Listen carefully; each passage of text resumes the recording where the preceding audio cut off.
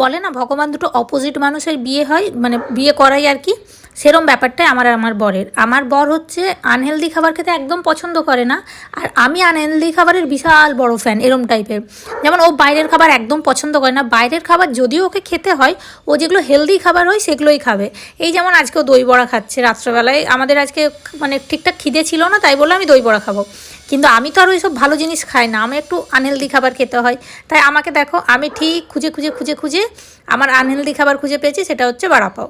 বড়াপাওটা খুব একটা হেলদি না, মানে ভালো খাবার কিন্তু খুব একটা হেলদি না। আর ও হচ্ছে এইসব খাবার মুখে দেবে না, এরম ব্যাপার। বাইরের কোনো খাবারই ও খেতে চায় না, কোনো রকম বাইরের খাবার খেতে চায় না, ও হোমলি ফুডটাই বেশি পছন্দ করে। আর আমি একটু বাইরের খাবার খেতে পছন্দ করি, বেশ ভালো টেস্ট লাগে, নিজে রান্না করে করে আর কতই বা নিজে খাবো, সেরম ব্যাপার।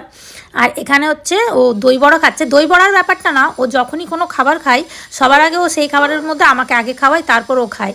মানে মোটামুটি ভাতের টাতের মাংস টাংস হলেও ও একটু আমাকে খাইয়ে দেয়। আগে এটা ছিল না, এটা আমি বলে বলে করিয়েছি যে আমাকে খাওয়াবে তারপর তুমি খাবে, কারণ আগে আমি ওকে আগে খাইয়ে দিতাম। এখন এখন ব্যাপারটা উল্টো হয়ে গেছে, মানে প্রিন্সেস ট্রিটমেন্ট পেতে পেতে পেতে পেতে ব্যাপারটা এরম হয়ে গেছে, প্যাম্পার হতে হতে। আর বাইরের এই বড়াপাওটা খেতে এত ভালো লাগে, আমি তো যখনই মোটামুটি ডানলপ মোড় যাই আমি বড়াপাও কিনে নিয়ে আসি, এত টেস্টি বানাই ওরা বড়াপাওটা। এই ভিডিওটা শেয়ার করার একটাই উদ্দেশ্য ছিল যে দুজন কতটা অপোজিট।